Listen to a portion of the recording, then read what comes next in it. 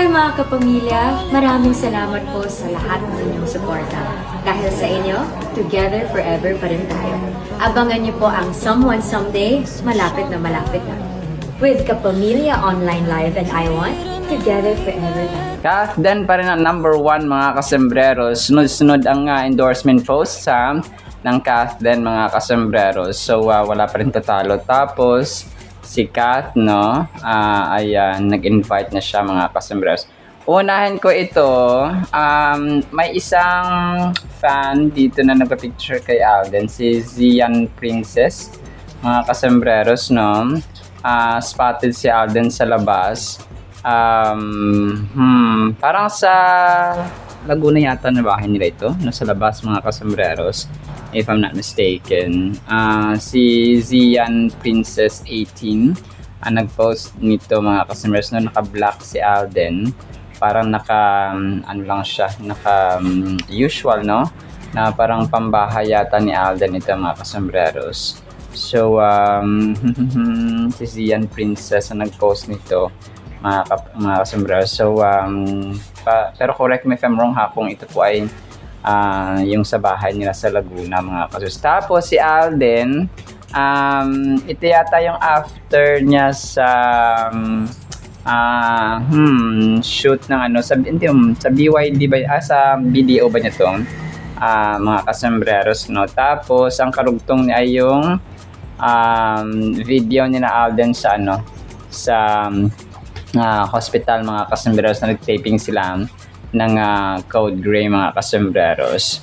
So yun, parang sabi dito na parang pauwi na siya. Ako rin sabi ng ganoon mga kasembreros.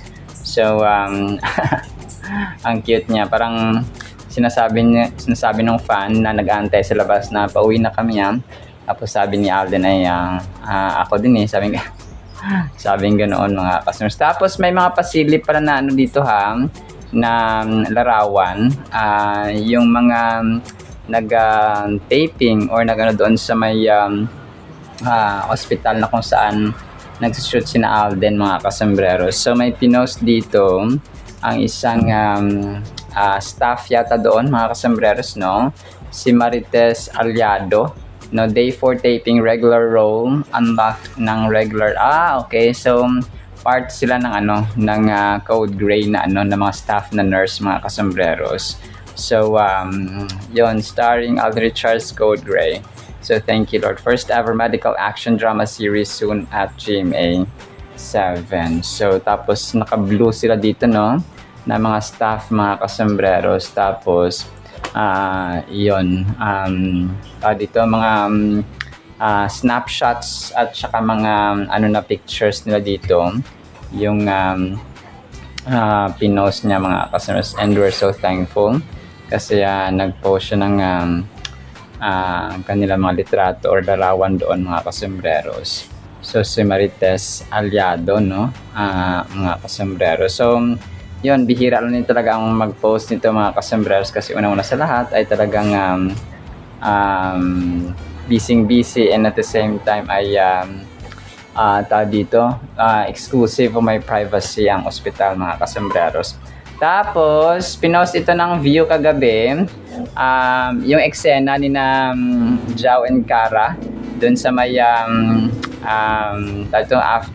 sa may mini Hawaii ba ito ng mga kasembreros. So ito yung time na parang kina-comfort ni Cara si Jao. Sabi niya, okay ka pa? Sabi nga gano'n, no? Niyang Cara mga kasembreros. Tapos yun, yung malalim na usapan nila dito mga kasembreros, about kay Ali, no, mga kasembreros. So yun, hanggang dito na lang yung kwento namin ni Ali. Sabi nga gano'n ni Jao dito mga kasembreros. So yun, try kong play ito kung gusto niyo mamaya mga kasembreros, no. And Cara is comforting Jao dito mga kasembreros. So yun po, no. Try natin i-play ito mamaya kung gusto niyo po, no. Tapos yun, nagulat ako dito, no, kasi may bagong post na naman si Alden ng kanyang endorsement. Number 1 talaga ang Kathden when it comes to endorsements mga kasembreros. So nag-post siya dito ng kanyang BDO kagabi. Sa kanyang Facebook page naman ito mga kasembreros. So ito yung time na 1 hour ago, parang wala nang kailangan ng card, no? Fingerprint na lang ang kailangan, ay po pwede na mga kasembreros. So ito yung kanilang BDO Universal Teller Machine mga kasembreros, na conveniently access your account using biometrics or QR code. That's one less card I need to carry around. Banking made easy, simple, and secure. Ang daming likes sa 1 hour, 513 reactions mga kasembreros sa isang oras pa lang. So talagang ang lupit, no? Tapos may mga picture siya dito no? Naka-blue or dark blue si Soiti. Tapos kunyari ay ito may pera siya sa isa. May pera siya dito sa nahawak-hawak sa isa. Pangingin naman dyan, Paps, no? Joke lang po. Naka-dark blue si Alden dito, mga kasembreros. Tapos si Kath naman ay ang dami, no? Yung kanyang KFC, kakatapos lang din. Tapos ito mga awards na Finlex kagabi ni Ibarra, no? Yung Catherine Bernardo Asia Superstar. Yung Seoul International Drama Awards sa South Korea, Most Outstanding Asian Star, Asian World Film Festival. Itong sa sa Hello Love Again nila dati mga kasembreros, no? Sa Forbes Asia, one of most influential Asian celebrities. People Asia, may award na pa siya sa People Asia mga kasembreros. Face of the Year Award 2013 and 2017. Asia Artist Award, South Korea, Fabulous Awardee. So ito yung sa AAA dati mga kasembreros. So marami pa, no? Marami pa mga kasembreros na awards. FAMAS, Asian Academy Creative Awards, no? Tapos Edis, Best Actress, Phenomenal Box Office Queen, Hello Love Again, The House of Us, and Hello Love Goodbye, Phenomenal Star of Philippine Cinema, Box Office Queen sa Barcelona, and basta marami MPC. So to name a few mga kasembreros. So talaga ang dami. So isa dito sa or dalawa sa malitrato niya actually na screenshot, no, doon sa may KFC ay shinare din ni Ibarra again mga kasembreros, na yung naka-red siya na litrato or larawan niya Catherine mga kasembreros. So yun po. Tapos si Alden naman, may isa pang staff para doon, no, na nagpa-picture sa kanya. Lalaki naman ito mga kasembreros. So Code Gray Taping Day. So pinost ito ni Alden Reyes. Pero itong lalaking staff na ito ang kanyang kasama naman after ng mga girls mga kasembreros. So yun po, no, talagang nakakatuwa at nakakaano yung mga staff din kasi syempre, no, talagang very friendly si Phenomenal Box Office Cinema King. Tapos ang kulit ito, no, parang sabi niya kasabay niya daw si Kath mga kasembreros, no.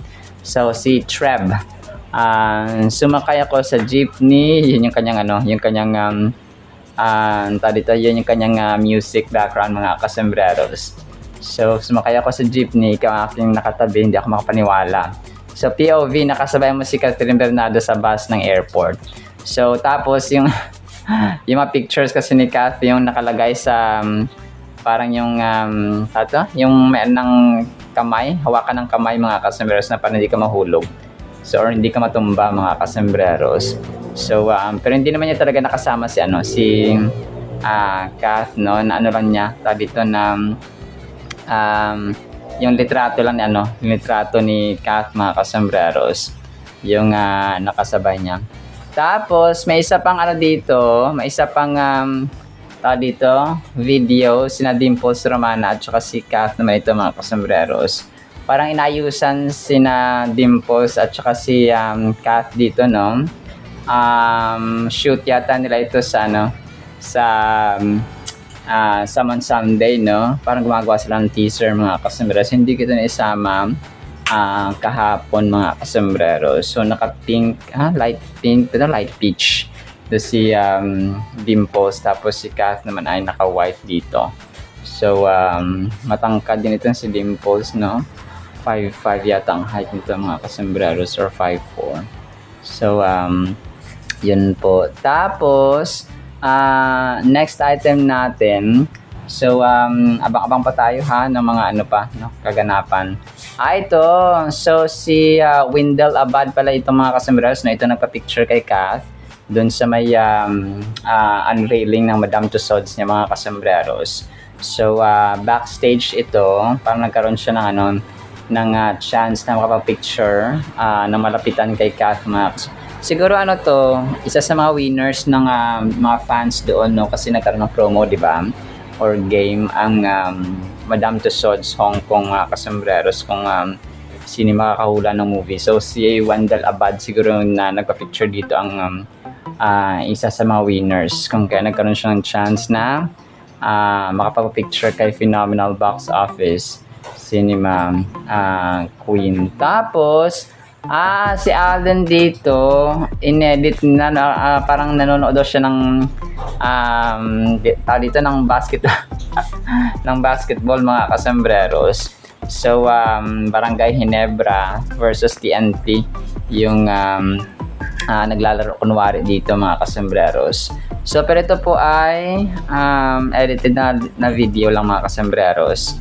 So, ginamit nilang larawan dito siguro ni Alden ay yung sa yung mga throwback na picture pa niya. Tapos, ginawan lang nila ng edit mga kasambreros. May nakita akong editin kay James at saka kay Kathleen. Hindi ko lang na-save mga kasambreros. Tapos, ito si Perlas. Top 3 beautiful actresses niya mga kasambreros ay sina Kath, si Belle, at saka si Julia Barreto mga kasambreros. So pero nung pinapili daw siya kung sino yung pinakamaganda ay si Belle, no, kasi nakasama niya daw mga kasambreros si Perlas. Si Perlas po na ito ay isang content creator or vlogger mga kasambreros. Tapos yun, no, isa sa mga major items natin, napakinggan niyo po si Kath. Kasi parang nagkaroon siya ng ano no, ng invitation sa I Want or panonood nga ng Someone Someday. So Together Forever ang sabi niya dito. So Together Forever pa rin tayo. Sabi niya abangan niyo po ang Someone Someday, malapit na with a Kapamilya Online Live and I Want Together Forever, sabi niya dito mga kasambreros. So 24 kasi July 24 kasi ang showing nito sa Netflix. Tapos 26 naman sa basta para may sequence sila 27 naman sa I1 TV, Kapamilya Online sa ABS-CBN, sa All TV2, A to Z yon sa mga platforms niyan mga kasambreros. So 24, 26, 27 yung kanilang pagpapalabas mga kasambreros, no, ng Someone Someday na aabangan din ng mga tao, of course. And then of course, no, yung isa pang endorsement pala ni Alden, yung kanyang frutas ay nag-post din po, no, ng bagong teaser photo 28 or 38 minutes ago. Sabi dito ng frutas ay new flavor alert, meet your newest frutas fave matcha mango. So matcha mango naman ito kasi nung nakaraan, di ba, parang coconut water na something like that mga kasambreros. A fresh blend of creamy matcha and real mango goodness. So paborito ko tong mangga. So sarap na sarap ako sa mangga mga kasambreros. Tapos ito, no, shinare ito ng isang admin, no, parang na-recall na lang din natin. Ang Kath din ay nakahiga, no, sa iba't ibang dito lugar. So may sa kahoy, may sa upuan, may sa yate mga kasambreros, no, yung nakahiga yung Kath din. So pero ito po ay edited lang mga kasambreros, no, na mga pictures ng Kath din na kung saan kunwari ay nakahiga sila sa puno or so kung saan man sa park, sa bangka, sa yate mga kasambreros. So ito po ay edited lamang, no, mga kasambreros. Tapos ito, shinare ito na larawan, daming reactions sa 134. 1 hour ago pa lang pinost ito, no. Si Alden naka full smile Nakaupo siya dito tapos parang naka-dirty white yung kanyang suot, mga kasembreros. Parang part ba ito ng parang part ng love share gown nila, no? Na shoot ito, mga kasembreros. So, full smile at sobrang happy si Soiti, mga kasembreros. So, yon talagang parang may tinitigan siya dito, 134 reactions, mga kasembreros. Pero if I'm not mistaken, ito po ay doon sa love share gown nila na kuha, mga kasembreros. Tapos, last item natin, ang panalangin, of course, ni Alden. Sabi niya, Dear God, help me to walk in holiness today. Teach me to be obedient to your word and not follow my own desires. In every situation I face, help me to seek your will and choose what is right in your eyes.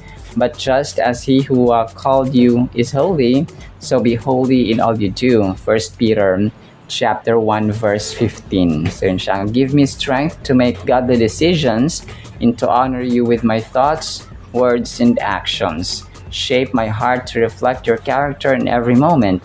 Help me to be holy as you are holy, set apart and fully devoted to you. Grabe, no? Ang lalim.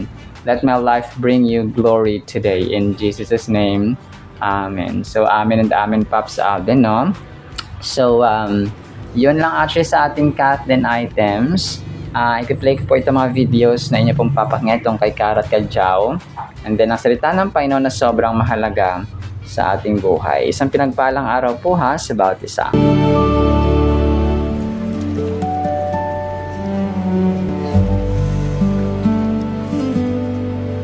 Okay ka pa?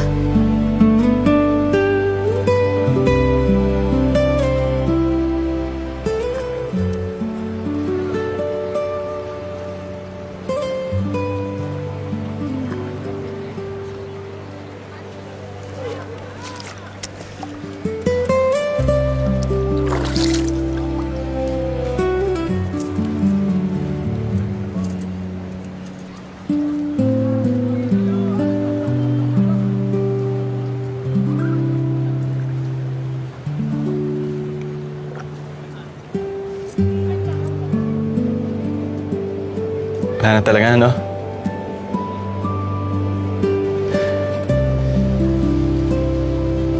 Hanggang dito na lang kami. Hanggang dito na lang yung kwento namin ni Ali.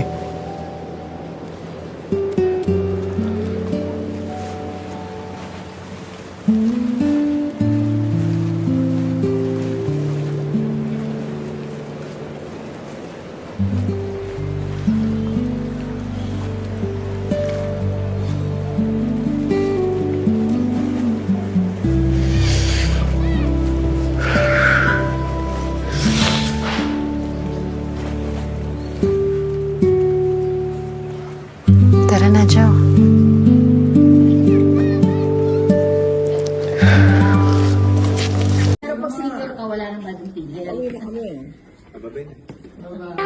Name your top 3 most beautiful Pinay actresses. Pinay actresses.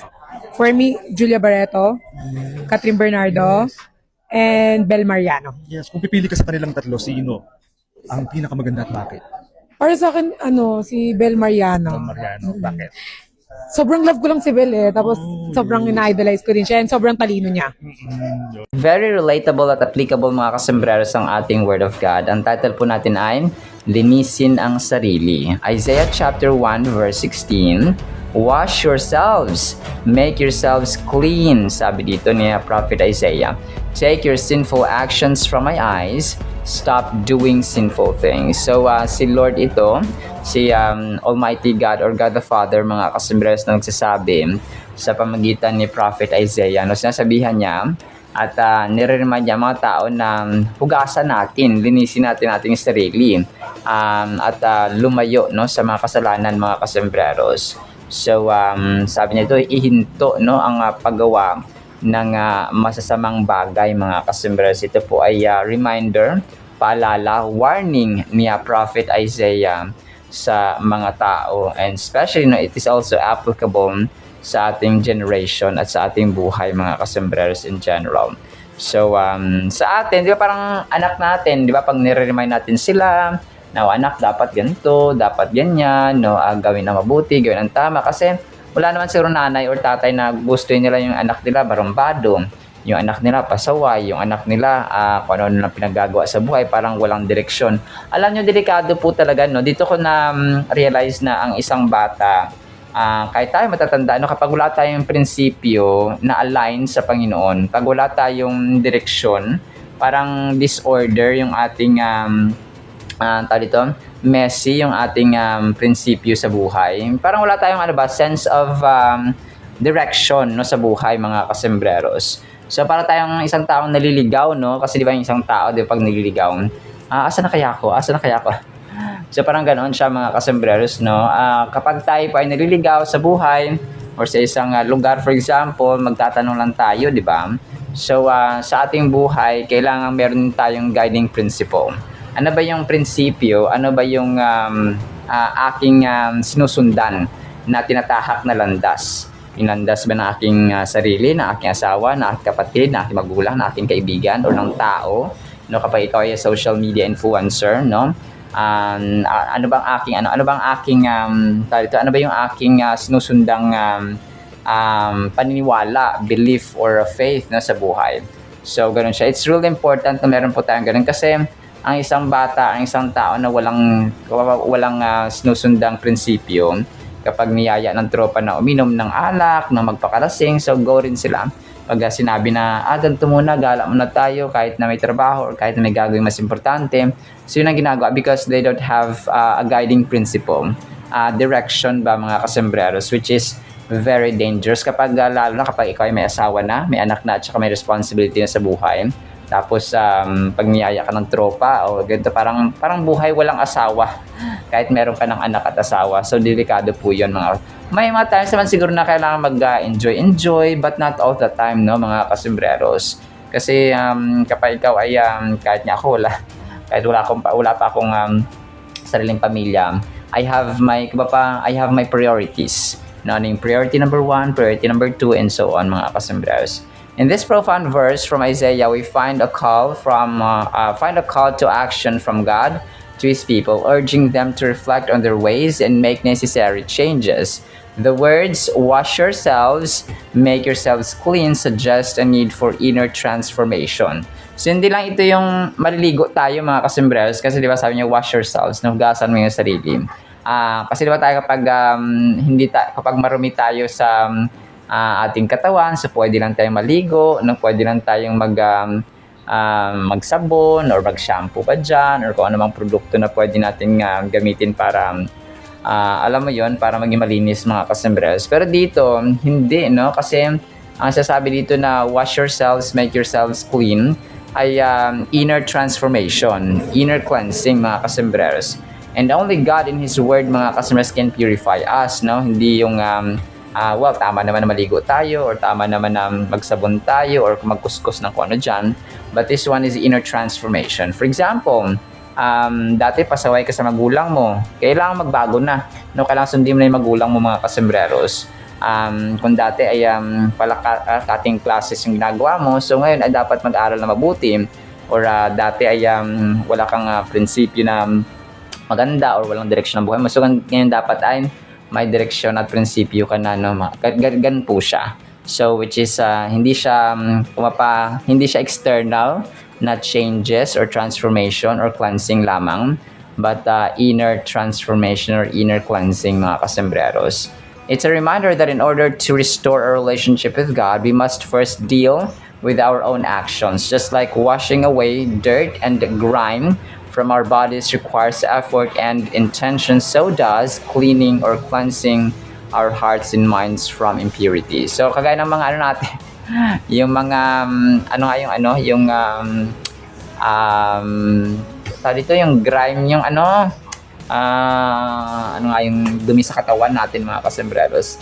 So nakalimutan ko yung Tagalog noon. So pero yun po, no, kami ang dumi natin sa katawan. So grime in dirt, no? Libag, so yun siya. Libag pala, mga kasembreros. So pag meron tayong libag ay kukuskusin lang, pero ito po ay inner transformation na require sa atin ng Panginoon. Kasi yung time na sinasabi ito ni Prophet Isaiah, ay grabe na yung kasalanan ng mga ng mga Israelites, no? Talagang hindi na sila sumasamba sa tunay na Diyos, na parang basta na malala na rin mga kasombreros ang kasalanan ng mga Israelites. So when God says, put away the evil of your doings, is highlighting the importance of repentance. We are called to take a hard look at our lives, identify the wrong choices we've made, and decide to turn away from them. This isn't just about stopping bad habits, it's about striving to align our own actions with God's will. To cease to do evil, no? Stop doing things or sinful things is an ongoing commitment to pursuing righteousness. This verse encapsulates the theme of repentance, self-examination, and the pursuit of holiness. So hindi lamang siya tinigil ko na yung ganito, ganyan. But we have to align kasi tama, no? Kasi po pwede naman na tinigil mo na yung bisyo pero wala ka na naman panahon sa Panginoon. So may ganong tipo na mga kasus ko na rin, tinigil mo na yung pag-iyosi tapos wala ka na naman panahon sa Biblia, sa panalangin, sa paggawa ng kalooban ng Diyos. So wala ka ring personal relationship sa Panginoon. So tama, no? Makes sense mga kasembreros na ang tao ay kailangang i-align sa kalooban, sa will ng Panginoon mga kasembreros, especially kapag ikaw ay magulang na tapos may maliit kang anak. So you have to make sure that your choices, your decisions, and your actions, no, align doon sa kalooban ng Diyos sa Holy Bible, sa kanyang salita mga kasembreros. So ganoon po siya. So yung mga lessons na pwede natin matutunan, number 1, ang tunay na pagsamba ay kinakailangan po ng action. Okay? True worship requires action. So this verse teaches us that genuine worship involves more than just attending services or reciting prayers. It requires our hearts and actions to align with God's principles. Worship isn't just a Sunday thing. It is an everyday commitment to living according to His guidelines. So yun siya, no? Kasi may mga tao na okay sila pag Sunday pero pag weekdays ay hindi na naka-align, no, yung kanilang mga actions at decisions and words mga kasembreros sa kalooban ng Diyos. So pangalawa, dapat natin matutunan yung kahalagahan ng pagsisisi, no, the importance of repentance. Repentance is a crucial theme throughout the Bible. Isaiah chapter 1 verse 16 reminds us that acknowledging our faults and turning away from them is vital for healing our relationship with God. It's a daily choice to seek forgiveness and strive for righteousness. So, ganoon siya mga kasembreros. Repentance, no, yung pagsisisi. No, kunwari magsisi tayo na hindi natin gawin yung mga bagay na hindi nakakalugod sa harapan ng Panginoon. Yung simpleng wala kang panahon sa Biblia, sa panalangin, kasalanan din po yun mga kasembreros.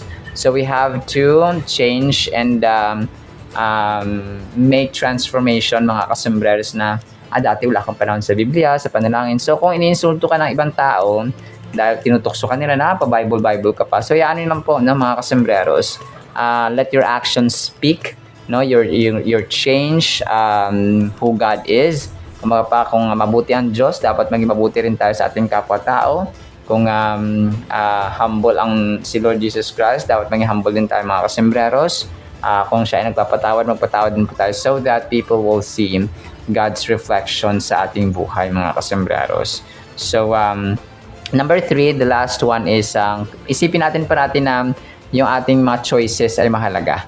Okay, our choices matter. Each action we take carries weight. Isaiah calls us to examine our behaviors and their alignment with God's will. This encourages us to make deliberate choices that reflect our faith and values. So, ganun siya mga kasembreros, no? Kailangang reflection. Kasi hindi na pwede sabihin na, pabanal-banal ka pa, tapos yung ugali mo naman ay hindi naman pala, basa-basa ka pa ng Biblia, tapos pala mura ka rin, hindi ka masunurin sa bahay, hindi ka masunurin sa magulang, hindi ka mautusan ng magulang. So, useless na mauwin natin sila kapag nakita nila na blessing tayo sa kanila. No? Blessing tayo sa ating magulang, sa ating kapatid, kasi sabihin mo kahit na memorize mo ang buong Biblia tapos hindi ka naman mapagmahal sa magulang, sa kapatid, asawa, and so on, ay useless din po. Kung hindi mo sila masabi na magsimba tayo, magbasa ng Biblia, tapos hindi naman nakikita sa sarili mo, so hindi sila makikinig. And hindi mo sila ma-influence mga kasembreros kasi sa sarili mo mismo, sa sarili natin mismo, hindi na nakita yung Christ-likeness, yung kabutihan ng Diyos ba. mga kasumbrero. So, as simple as that. So, mahirap, yes. Challenging, yes. No? But sa huli, ay worth it, no? Kapag ma-win mo sila na pag sinabing simba, no? Pag sinabing Biblia, ang Bible study tayo sa bahay, no? That is the most important thing, mga kasembreros. Yung pagbibigya sa loob ng tahanan, tapos pagsunod, of course, sa salita ng Diyos na kung sinabi ng Lord na magmahalan ang bawat isa, so dapat magmahalan sa loob ng tahanan. Pag sinabi magpatawaran sa bawat isa, just Christ forgave us, so dapat magpatawaran tayo sa bawat isa. So, ganoon po siya, mga kasembreros. Alright, so ganda ng verse na ito. But in the meantime, yun lamang sa ating Word of God, ha? No, pagpalain po tayo ng pag-ibig, pananampalataya, pag-asa, and of course, no, paglilinis sa ating mga sarili at ugali. In the mighty, holy, sweet, magnificent name of the Lord Jesus Christ, we pray, with the communion of the Holy Spirit of the living God. And everyone said, Amen and Amen. See you sa next segment, mga kasamaresan pa. Alam po.